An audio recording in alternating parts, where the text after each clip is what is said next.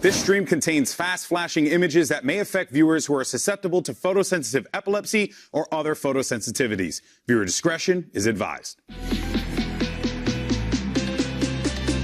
Bora pro primeiro mapa aqui no VCT América. Let's go! One more is all it takes.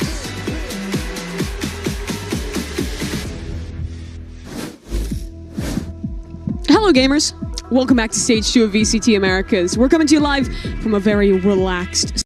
First, them picking into that map with a lot of unknowns, them being... Back on the horse and a Cloud9 who have been... We can do it. We're going to come in much better. We're going to have a little bit more practice under our belts. Let's go! I'm excited to play against Fireball Ops. I know he's been grinding the game for a very, very long time in Tier 2. Come on! I'm very happy he got his shot, and he looks pretty good. Like, honestly, like, he looks like he does belong. I always like playing Emmy, always like playing Jordan.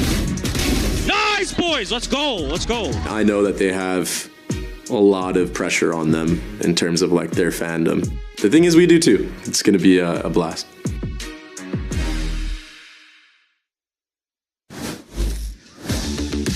Babybay's not wrong to identify that both of these teams have a fair bit of pressure on their shoulders, not just because of the fandom, but because of qualification scenarios. But it's G2 sitting with a ton of Champions points already.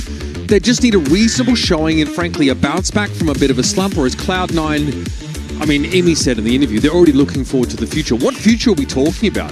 Why, are we talking about play-in? Are we talking about next year, for God's sake? Yeah, there obviously is an opportunity for play-ins. Even if they perform poorly through this stage, take it as a learning experience, they, and any other team, will have the opportunity to go on a run to make champions. G2, though, they don't even need to go on a run like that. They can win a game like this against C9, rack up some more wins during this first part of the stage, and that can just give them enough champs points to go through. They're sitting in second place right now. They're feeling pretty comfortable. Their accomplishments so far in the year have gotten them there. So, even though they're existing in this current context, where I think the team are going through two of the most challenging months, if not the most challenging months of their careers so far in the VCT. We're going to start with Breeze here. This is Cloud9's pick. This is a map that we saw G2 on in that 100 Thieves game, and they took a really different tack, right? It was Babybay playing the solo duelist Neon. We had Jaw pick up the KO, for example. Cloud9 feel like, and they said it on their podcast, that their map pool might actually line up quite well here with G2. But I mean, G2 can select the map. They won it last week against 100 Thieves. That Sunset was a decent showing from them. And we're kind of here to find out whether, you know, it was a promising sign they lost 100 Thieves. I know this sounds insane to say just because of the form 100 tier in, or if it's just like a quality loss in an otherwise, you know, slumping era for G2. Today, we get our answer. Obviously of note here, taking a look at the Breeze comps, G2 are mixing it up. Still not in the direction of the Harbor, though. And you can't help but go back to the beginning of Stage 1, where G2 fully indexed into the Harbor, believing it would be an S-tier meta agent, playing it on tons of maps. But the map where it has stood the test of time and looks the best, Breeze, they have also gone away from it there to just have a more traditional double controller Astra Viper. But yeah, now it's about Jaw on this Neon, and crucially, maybe an indicator of where G2 want to take their comps overall is putting Babybay on the chamber here, so he can have that individual expression going for timings, plays he feels comfortable making, and also, crucially, opping a lot. That is one of his best traits as a player. It's time for Match Start, brought to you by Samsung OLED. And it looks like G2 is stripping everything back to the bare bones. Go to the most basic form of this comp on Breeze. Try and put their players in the most comfortable spots to see them succeed. This is a G2 team that have had a tumultuous couple months trying to get back on the horse, and a Cloud9 who have been unable to beat them in the past and are trying to prove that they've got what it takes with this new roster, that they can put this new talent in a position to perform. This B-side's not going to be easy to break into with the Viper and the Chamber at large for much of this defense side. And Oxy, he's found that out the hard way. High Tide, at least, sets up this approach on towards the A side, and it always seems to be Valen lying in wait on A.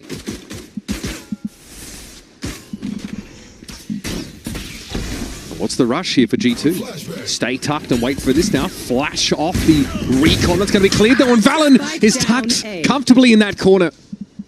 Trent can play off him with consummate ease, and Zelsis is barely hanging on in terms of health points. 45 seconds where Cloud9 have been brought to a screeching halt. A 0 point off reset gets some degree of information, but at this point, G2 are happy to stand and fight. Look at the HP on Zelsis. Surely there's just no way it would have to be an ace as well. 2 HP ace would be absurd. Valen is one shot, of course, but BabyBay's a different issue altogether. And he'll be taking the round with the Headhunter. And Cloud9, they just to piss around, of course. They sent Oxy to the opposite side of the map there, but they certainly slow down big time midway through that A hit. This is some really quality anchoring that we're going to see from Valen in the replay.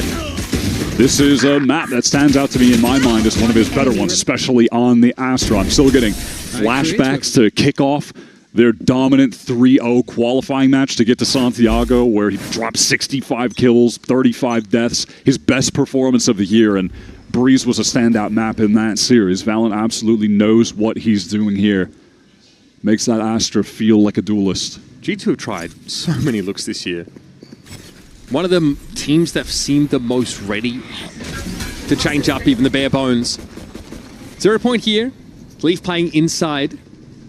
But already can see Cloud9 are crawling over the side. Obviously, it's very dim. They're going to play a second flood off this flash, and it's BabyBay tucked here back in this corner with the Outlaw. Spike planted. Look at this positioning from Cloud9. They are all just forced into backside. Pretty tough position to play out from easy for BabyBay. That's lovely. Okay, bro. No scope required. Now, this one is squarely sitting in his hands. Jaw slides on in. There's just no way. I mean, C9, they'll be happy enough to get the plant down, but they can't get any positioning, can't deal with BabyBay, can't move forward on the site. All stuck back there. They're cooked, and you know it the entire time. But yeah, we were talking about, this has been my feel on G2 in this current moment. I think a lot of their struggles have come from having a bit of an identity crisis. They don't know where to put the personnel on this team in terms of the roles. Let's go! Good They've tried so much different stuff this year. But what we're seeing right now does feel like they're trying to lean into some comfort, but in a little bit of a different way, at least in that we haven't seen them pick up the chamber on this map before, right? So it is something new, but when you're just looking at it on paper, it does make sense.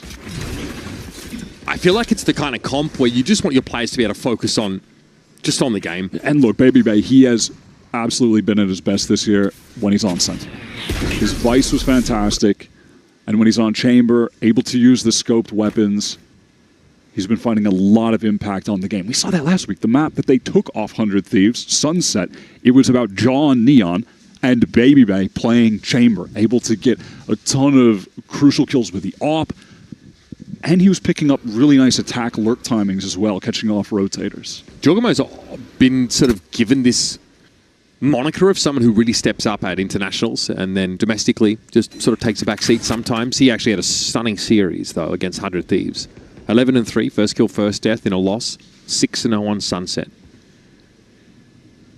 He doesn't always have to step up, but when he does.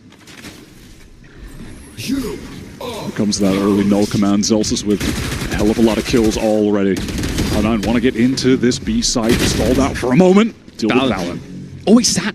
Ready for this close contact. You're going to have the kind of weapon that was more appropriate for now. The Spectre is trying to find more than one, but Trent is brought down after Vic is removed. Oxy wants to make his way forward, but BabyBay's tapped up very low. That Outlaw hasn't found any purchase as of yet, but it's Leaf chiming in with that Phantom. Mid-control here for G2, and they can slow roll this into an encirclement. Oxy would love to remove BabyBay from the server, but he can't. He's playing it very patiently. It's going to be frustrating. Oxy as well, tapped up himself, and here comes Leaf, looking for another one. A very quiet week last week. Now it's going to be on Jack to go 1v2, and BabyBay, bro, he didn't even have to leave archers. He took damage and then just stayed there. The threat of his activation was more important than his gun in the game. Brutal round loss for C9, man. It was looking good. No command early because Zelsis got a number of kills on a pistol round, for instance. They get that nice sight execute off, deal with the 2 anchors, man advantage 4-on-3.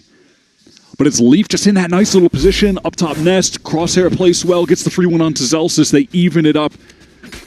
The Cloud9 get picked apart one by one. Oxy was saying in the Cloud9 podcast that the hardest thing about playing against G2 is that even if they feel like they might be readable in a situation, they're still so tough to beat because the micro on the team is on another level. Yeah, the way he put it was they always do the right things in the right moment, even if it might be obvious. Valon here, very much in the same spot as we saw on the pistol. Cloud9 obviously coming to this round with very little to work with. The G2 know it. In fact, that's the very thing they're here to exploit. Anchoring looking rock solid. Like even there's a moment where Trent's like able to push up close. 2 rounds back to back, we've seen him kind of like circumvent the smokes at the choke nicely to find a kill in both rounds. Yeah, this little shove is obviously pretty risky, but it sets up the rest of G2 to end the round there and then hit that little corner on the A side, either Valon or Leaf just sitting there getting free kills. C9 kind of struggling a little bit maybe to find a home in their map pool. Having picked Breeze this week. Maybe hoping to see G2 continue to run the comp with the KO where they were finding less success, but they have to deal with a different look. Oxy pinged up in a little bit of trouble, but that Cove is going to keep him safe. Go, go, go. Not a great opener there for Fireball Ops. Valon just able to take that close A main position and dig him out. With no Viper to work with now, these side hits get immeasurably more difficult. They still have the Harbor. They got some degree of mid-control, but that's about to be challenged. You see Valon on his way back towards top mid.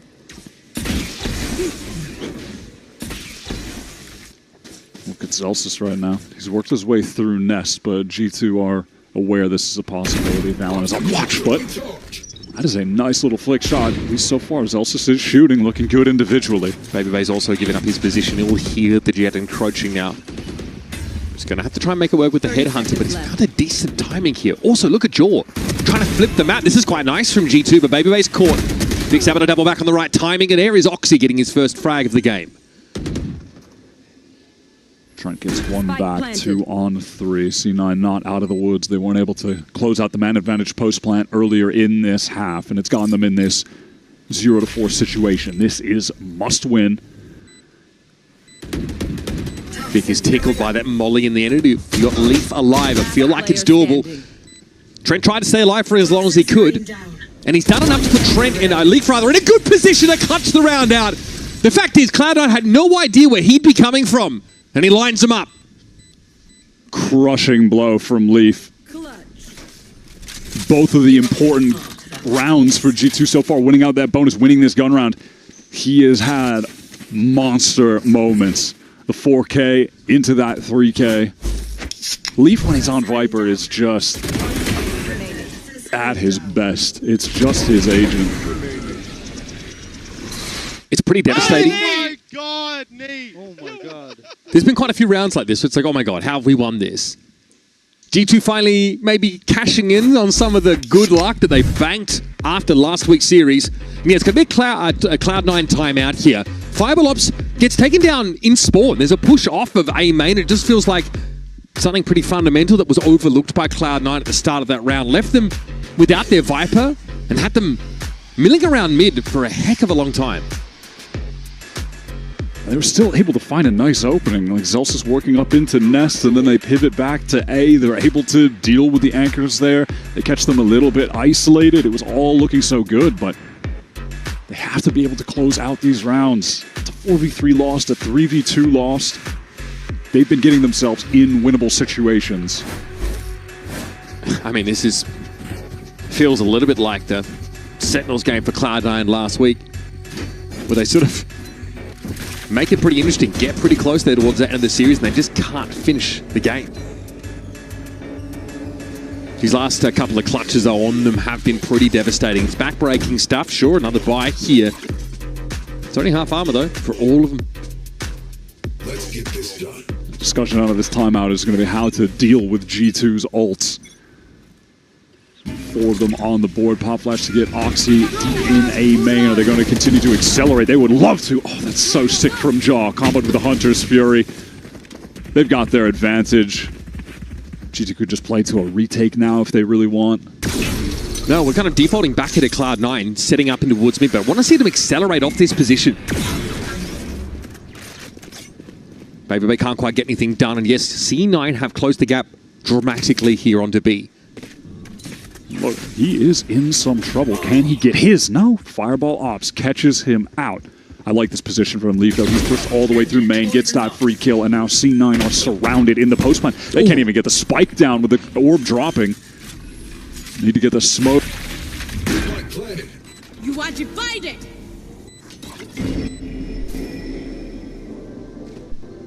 Fireball Ops starting to question where G2 are actually setting up here, unbeknownst to them. Big stack of it was that B main direction. It's just trained here with some of the key Sova util that'll come down just as his hit does. Leaf was felled there over towards the B main side, and Trent is just playing slowly here. Fireball Ops has dealt with now. Zelsa's about to take contact, and a 1-for-1 is the best that he can hope for. Down inside that null command, and Vic just gets demolished. G2 happy to slow roll these rounds.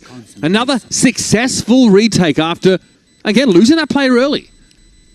Jaw with the jump down Vandal spray is kind of crazy. But G2 really maneuver the map so well there. Again, it's a big moment from Leaf, who off the info he's gathering from the comms, knows that he can push into B main, take all of that space for free, and then they're happy because of that to just allow C9 to get that plant on B. The retake can come in from all angles.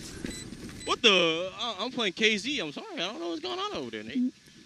And then, I mean, he even is able to catch off that one late rotator to get the advantage. Like, Leaf has really been in control of this game. Okay, this time from Cloud9, it's that early A presence. And they're starting to cycle into a couple of ultimates that could be pretty crucial to carve out a space to work in here on A. Here's that Reckoning coming in from that mid-direction, though, maybe a little unexpected for G2. Oxy's already trying to get wide and get some double door control from that spot. It's Valen down early. Okay, Joel went for a fight, but he was extremely low before. The fact that Trent is here to make this round predictable. And Leaf, even coming through the doors, is able to catch Oxy. It was looking so good for C9. Just keep it simple. Execute into this site with the big ultimates. G2 trying to anchor. They get overrun, and yet they still are able to wrangle this round back. HP for Jack is so low. 1-for-1. Is that going to be enough? Vic returning to the team. 1 versus 2 situation to get C9 on the board. Just not going to happen, man. The switch to the Headhunter is always quick, to be fair, but that's another dead stop for C9 halfway through an A-side hit. G2 are just looking composed right now, even in the rounds where they're going down players when they're at a disadvantage. Someone is stepping up.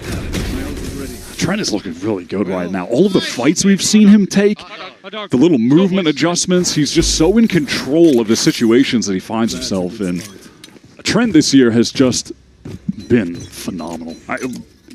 One of the best players of 2026 globally. Feels like his worst day is still something that many teams would dream of having in like an info gathering initiator role. Yeah, he's been phenomenal. Jaw here gets pinged up pretty early. It's Oxy ahead of the rest of the pack. This is looking reminiscent to the pistol round, albeit flipped. There's Baby up on the line. Free kill with the op, and Oxy's Blade Storm doesn't do a damn thing.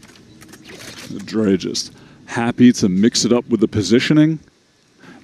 I said this, you know, as we were just going over the agent select, but I'm interested to see if over the past week, this chamber is a direction that G2 want to take the team in.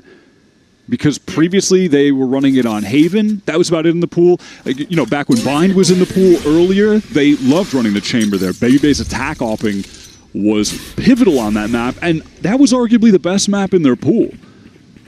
He looked great on the Vice. So I think there's just more than enough evidence to support that, okay, we really want to keep Baby Bay on Sentinel, right? The CC9 give him a wide berth as they try and get here into the site. Fireball Ops heavily chunked down by that Snakebite. It's still actually able to find a kill off this. Again, it's just Sheriffs. Baby Bay's going to see a shoulder protruding, and it's going to be another pretty decisive G2 round. I mean, you blink and we're 8-0. And these haven't exactly been fast rounds, but it feels like Cloud9 have really had nothing to say in this game of significance. The G2 have just been able to manage all of the situations without a disadvantage, as winning out the 4v5s. And then in a round like this, I mean, look, it's just an anti-eco. They're in full control the whole time. Leaf is really on point. Trent is playing great. Baby Bay's finding op kills at the right time. We've seen moments from everyone. And it shows. That scoreboard's looking like a pretty all-in experience for G2. Cloud9 have it op in Oxy's hands. Can they put something a little more elegant together this round? First kills are all well and good, but they have not been able to land the plane in any of these significant encounters. Drone to see if they can locate Baby Bay, post Oxy up on an angle. Let's listen in. Cloud9 trying to try and hit this A site through mid. Can you orb up and we walk mid? Yeah, orb up. And you guys can. We're gonna work mid. You guys can keep that. No, Asher that. 3, 2, 1. I'm gonna come back to B. We killed one. I killed Asher. Just wait, Jordan. It's fine. I'm waiting. Want to just insert yourself there? They're gonna leave this op A, guys. Yeah, the op is B. Yeah, stay B main. Stay B main. I'm holding double door, right, Jordan? Yeah, we're gonna look to pump, and Jack just he saw me. in. He saw me leave B. Alright. That's fine. That's fine. This is good. This is good. Are you holding I'm gonna. No. All right, we're gonna look to pump A, and we're gonna go back to B. Okay. Okay. I'm gonna come towards B. Viper. Double door. Door. Two. Who was B? It was Viper Sova. Yeah, Viper Sova. You wall up? Yeah, I'm coming to you, Vic. Can you orb up? There are 2 guys. One B. Alright, He was half wall or backside, guys. I'm holding mid. Behind you mid. I'm coming back. 30 seconds left. Yeah, we have to get bomb. They're 1-1. Yeah, can you put your orb up? Yeah, orb. Yeah, orbing. They might both be fighting you guys mid. Mid or something. Can you orb up? Yeah, orbing now. Orb's not up for long. Could be Nez, could be tunnel, or elbow, I mean. Here, I have ult. If we can get side, I'm in small. Elbow, guys. Elbow. Spike down mid. One enemy remaining. 10 seconds left. Close. Nice! Hey, let's go, boys! Let's go. Hard-fought round win for Cloud9, but you can see how much it meant to them. They left a gap. That double door position for Jaw could have unraveled, and that was a spike. I feel like that was pretty illuminating to what's been happening in this half so far, because again, they are finding openings, but things are, it kind of felt like getting a little bit too chaotic in terms of the communication in the mid-rounds, like a lot being thrown out there, right? Yeah. Does that have to be a bad thing, though? They are getting the moments, like Oxy gets that kill, Fireball got a really nice lurk kill to reopen that B site. They just kind of get on the same page there in the mid-round and be able to close things out as a team. It does feel like Zelsis, though, has got a pretty defined direction he wants these rounds to go in. Winning the duels, though, is another story entirely.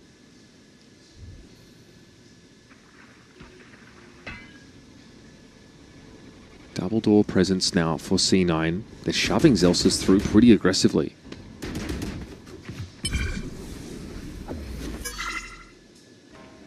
Three players from G2 on this site. Calm before the storm here at A. Below the minute mark, and Cloud9 are still probing for opportunities. They've got this inserted double door. They certainly lean on that, and Zelsis picks his timing pretty well, but it's the A-main contingent that are struggling, and that might be putting it lightly. Valen finds his second. Jaw waits for Zelsis just to serve himself up, and Cloud9 are back to the doldrums, frankly. Yeah, they walk into that site that's pretty heavily stacked by G2. 3 players ready to anchor. They apply some good pressure out main that gets Zelsis in. Initially, he finds the 1 kill back site, but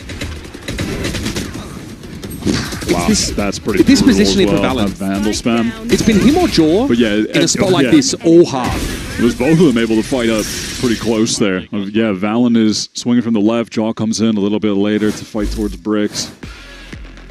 Okay, that's both your timeouts now blown here on this attack side for C9. They've got 2 or more opportunities to score on this half. Now, they might have a Hunter's Fury that they're really hoping to be able to employ effectively. But outside of that, the good news has been in short supply for this C9 team. It's a rough half. Getting full reset on your loss bonus as well means that, yeah, you can cobble something together, but I imagine this is just as much for round 12 planning as it is for finding a way through this murky situation.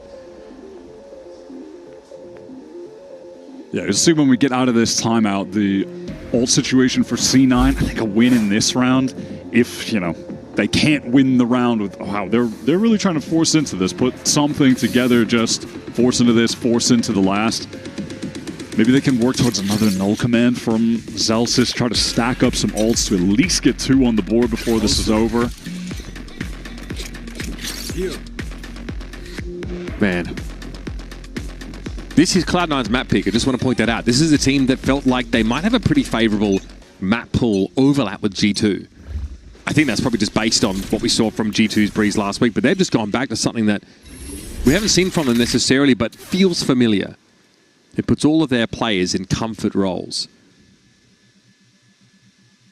BabyBay just playing off this mid-trip with the operator, watching through tunnel. Doubling back into elbow here for C9 means they don't really do much with the fact that they've taken mid. That trip did get activated. There's the dash across, and BabyBay's quickly got to get out. Oxy's on the move, though. BabyBay's got the stopping power to put C9's Firebrand 6 feet under immediately. Fireball's trying to take a timing to get out of B main, catch someone, but it's not going to work out. Leaf is ready. BabyBay weak, goes down to that Guardian. Can C9 try to wrangle this back? 2 players, they are divided. Solo efforts completely right now. Vic at least catches the one.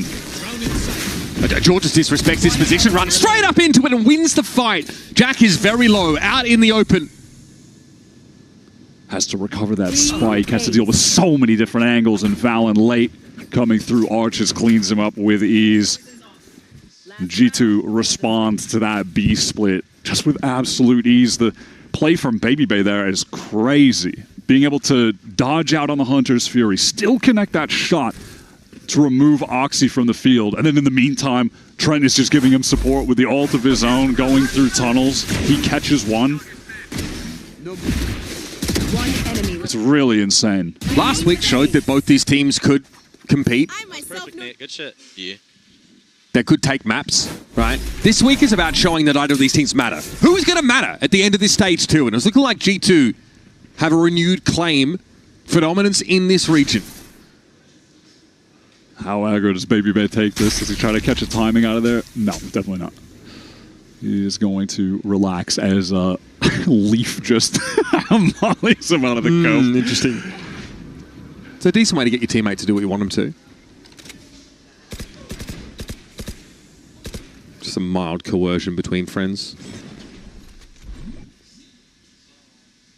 That force in the last round does have C9 in an awkward spot with the money. It's a pretty weak buy. Oxy challenging this 1v1. It's awkward though. And Trent is just chilling, toying with him right now. Oh, Jaw as well. There might be a chance to put together a double face on this, and Oxy doesn't want to overextend.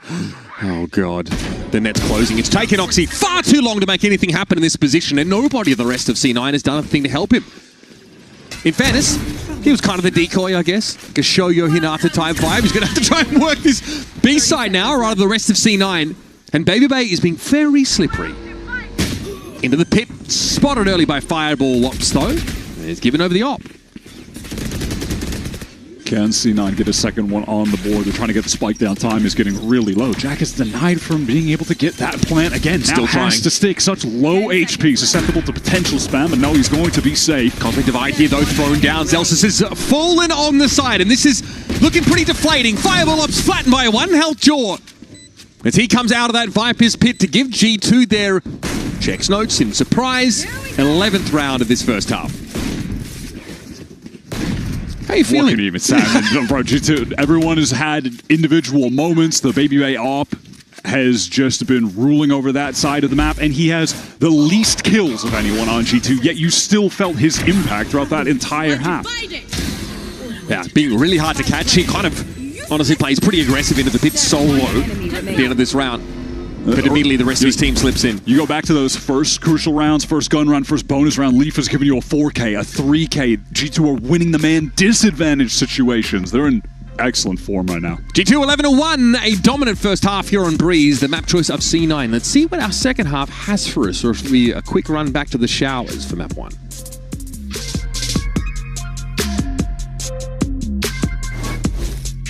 Yep, that's me. You're probably wondering how I ended up here. It all started when I got to the FIFA World Cup.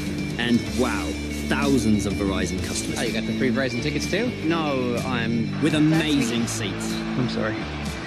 Okay. And even pitch-side access. Are you? David Beckham. A Verizon customer. This used to be for players. Now it's for Verizon customers. No one gets you closer. Only on Verizon.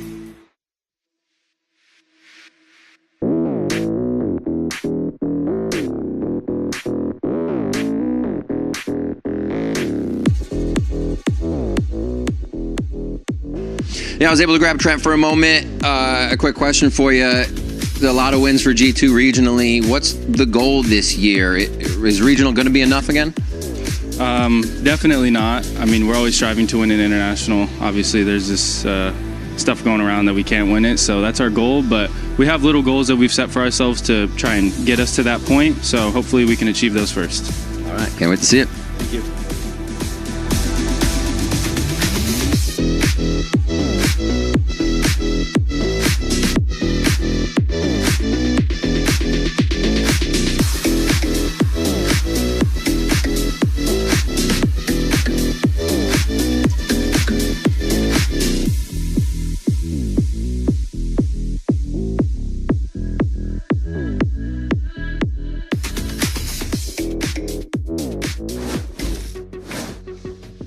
Both of these teams walk into week 2 of stage 2 with question marks over their heads. G2, yeah, they lose to 100 Thieves, but they're the most newly minted international champion on the block. It's almost an acceptable loss for a team they haven't let get past them in years. Cloud9, though, they lose to a Sentinels team that are missing their centerpiece. That's missing John QT, and we're all wondering, is Marv just that good, or are these guys in deep trouble? G2 are going to be feeling great to get a win like this under their belt, though. It's been a tough couple months. Tough showings globally. 100 Thieves are in sick form when they go up against them, like you said. And finally, they get a game where they're feeling like prime G2. That gets the confidence flowing. And a game where their emotional investment doesn't have to be ultra high. Do you know what I mean? 11-1 first half. They can close this one out here. They might come out of a week that's just ultimately not that taxing for them compared to last week's 3-map blockbuster with 100 Thieves. Having a reprieve like that midway through a stage is something you can't count on, but it goes a long way. And I hate calling Cloud9 a reprieve, honestly. It doesn't make them look good, but frankly, they've not been on their level. And you know it's been tough for them, as they've made roster changes before their team even got out into stage 2. It was that bad behind closed doors. G2 finally making their way out towards this A site. An attempt to anchor, but Zelsis and Vic are just ran over. Just feels as good as done at this point, man. Yeah. G2 looking great on this map. And it's funny because they were great on it, and then they tried to switch stuff up. They're trying the baby bait Neon with the KO. Things are getting awkward, and they've gotten themselves back in a more comfortable position with this comp. Feels like they keep running into Nongjim Red Force and are forced to try and reinvent themselves or change something fundamental about them. I do think that G2, though, are spending a lot of time trying to convince us their ceiling is higher than what we've seen. Do you know what I mean? They want the world to know that they can reach even higher than they have so far, but I think that's been the most questionable thing because they're constantly dominating domestically and they get to international events and they just look a little muted by comparison. Both of these teams have some like international narratives heading into the end of this year that people have been pointing to forever. A continuing Dumbass, why are you peeking? That's a little aggro, bro. Relax. Which is G2 still trying to get their international trophy, and C9 are the one team from America's partnership that haven't been able to make it to a global. Yeah, the only partnership team that has never They've made it to globals, but it was before partnership. That has been a narrative thread that people have followed with these teams for years at this point. And as readable as Cloud9 have felt that G2 are over previous games and this one, apparently it's still, you know, they might want to go to a lighter novel. Graphic novel, perhaps. Maybe something a bit more junky. Might recommend Twilight. Because this tome is proving a little bit too much for them to digest. For them, it feels like it's been the Rosetta Stone for how to take an L, because they are 14-2 in maps against G2 over their entire VCT tenure. And that number's They found my trap. not looking like it's about to get much better. This G2 team, they've just always had their numbers. Specifically, they've discussed it as well after some of the games that they feel like they know how to deal with Oxy. They know how to shut him down. 30 seconds left. And if you're going to be proficient at shutting down the most important player on C9, I mean, what chance do they have, right? Vic and Jack will watch the spike sail away from them in the hands of Trent and be set up here on B. And you do have to wonder what the conversation is like in moments like There this was for something being C9. typed in the server. So I don't know what the conversation is like with Vic and someone on G2. Not great. But there was a combo happening in there. These are two teams, by the way, who have obviously been frustrated by the state of things for both of their teams. Yeah, Like, it's they've been been actually tough fighting times. with random people on social media. They're both going through it. I think the schedule has been grueling. There's a level of burnout that they've been suffering. But man, G2 happy to get a dominant win, get the confidence going. All 5 players having highlight reel moments in that game. Feels like that's exactly what they needed to, just like get back on the horse. This G2 team have always been the most dominant team in Americas. We know that. They have 4 trophies. Feels inevitable that they're going to bounce back, right? And hey, maybe this is the game where they can start to feel that momentum, get the wind back in their sails. I feel like we needed to see a reinstatement of fundamentals, especially on this map where they had a bit of a weird look last week with Jaw on the KO, Baby Bay on the Neon. They've gone to a comp that seems like it fits them pretty darn well, and it just looks solid, right? The baseline here for G2 is looking great. Sunset was good for them last week against 100 Thieves, and that's on the docket next. So get excited for that one. We'll see what G2 have been cooking in the interim. We're going to hope this series brings us a bit of action after all.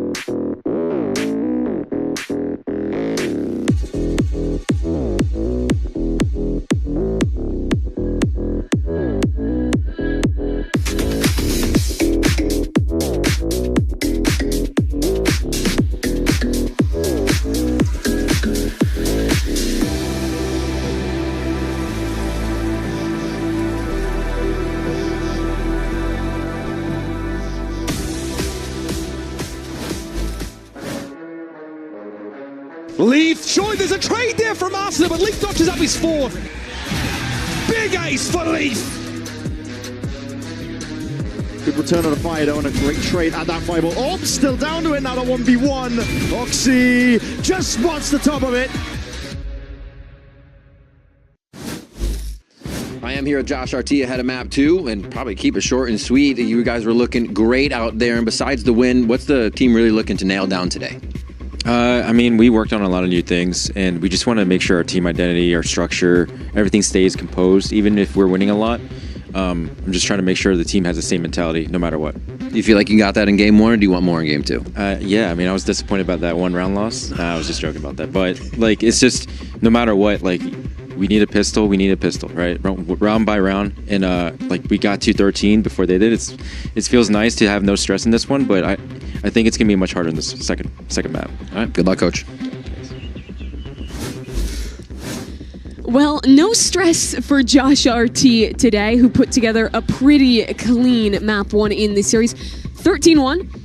And honestly felt like it probably should have been a 13-0, given the 1 round that Cloud9 actually picked up. Welcome back to the desk. I want to start by talking about that composition that we just saw him serving up there. We had a lot of discussion in the pre-show about Jaw, Baby Bay, who's playing the... We're waiting for them to do.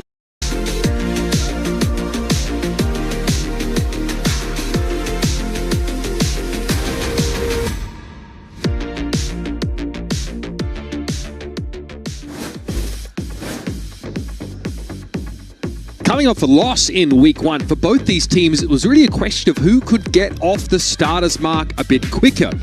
The reality is that Cloud9 forgot to bring their track shoes, and were pointed straight back to the showers by a very disgruntled coach, Jimmy, while G2 are showing us what I felt like is their baseline, just a really solid showing. And I think if you're a team that's aspiring to be great in this game, in this sport, you want your average day at the office to look like what we just saw from G2. Solid, fundamentally sound, nothing over the top, but just spot on.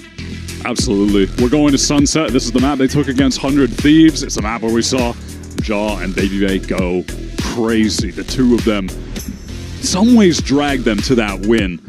Jaw's Neon was incredible. 6-0 on Neon in first kill, first death. Baby Bay's op was fantastic. Also, like a sense for the timings around the map, being able to catch off rotators, expose gaps in the defense when he's on attack, to get really nice lurks off. I liked what we saw from G2 here a lot. And like I said on Breeze, I feel like their success here is maybe a light bulb going off, an inspiration to try and get the Chamber Neon to be a mainstay of their approach in this meta and just run that on other maps. Because Baby Bay is great when he's on the Chamber. Jaw is clearly the better Neon of the two of them. And so ideally, you're just putting them in position to both be at their best. I think also the Trent Sky brings a ton of value here. This Trailblazer off-rip into A elbow or into B main on the attack side is really illuminating and protects G2 from running into any traps early in these rounds. Let's see if Cloud9 can hit the ground running on this second map. Here's that Trailblazer. Gonna see nothing. Baby Bay gets a tap there on Oxy, but that's all there is to write home about. This does mean that Cloud9 are forced into a retake, and I wonder if they try and flood this. With that wall up, G2 can just focus all of their attention towards Boba. The market is not relevant right now. I mean, that's huge, isn't it? I mean, the fact you've only got to watch one of these entry points now. There'll be some pressure coming market side here, but G2 have just got it locked down. Something that they were fantastic against 100 Thieves at were the floods out of Boba on the defense side. But this is about as good as it gets here in terms of a post plan. And Vic was never really able to get out of market at all. Yeah, there's just nothing he can do over there. Already in the first round, we saw a great flash from Trent. His utility in that game against 100 Thieves, the supportive flashes that were coming out during the fights were always timed super well. And already right there, he's got it in the perfect moment for Jogamo to be able to capitalize, get a couple kills fighting towards spawn. Look at this, guy's fully blind up. Jack doesn't know what to do, can't see a thing. This felt like such a simple round for G2. I was a little tweak. Headhunter watches mid. Trailblazer into B. Sage Wall Market. Flash Boba win round. Yeah, it's by the numbers, but it's super effective when everything is coordinated exactly as it needs to be. And that's why teams love the Sage on this map. It just simplifies things so much. Pretty telling this push-up B main for the defenders, though. Cloud9 get a good inkling that there's something happening at A, but look, there's no sight or sort of CT side presence here at all for C9. They're just grouped up on short. Vic is trapped, he is doomed. And again, it's, as I just said, this wall just simplifying things for G2, denying a lane, it's cut off.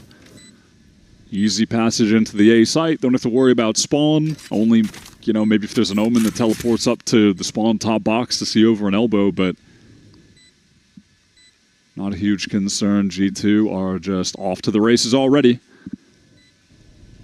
For some really simple ideas. This bonus, or rather this anti-eco, was a simple matter of getting everyone up into elbow and onto the site. You mentioned how Sage simplifies the gameplay. That slow warp over to short pretty much undid Cloud9 there and then. It's funny too, Leaf didn't have a great game playing the Sage against 100 Thieves, but in recent time, there's actually been the agent where he was putting up the best numbers. Leaf will just put up good numbers on anything. You know, for 1 month, his breach will be where he decides to just pop 26 kills and get a crazy ace on split, and then it'll go back to Viper being his best agent. He just does it all. He's also was the team's chamber in the past as well. Had some really nice showings in that Sentinel role in bygone eras. We'll see what this now looks like for G2. It's a bonus round that features the Outlaw still for Baby Bay. An Outlaw, by the way, that C9 are going to have a lot of trouble dealing with.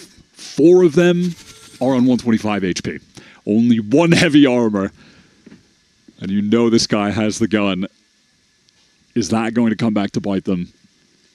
And Baby Bay gets to do this on every extremity as Chamber on the attack side. Could push up into B main, push into mid, try and play past the one way at A main.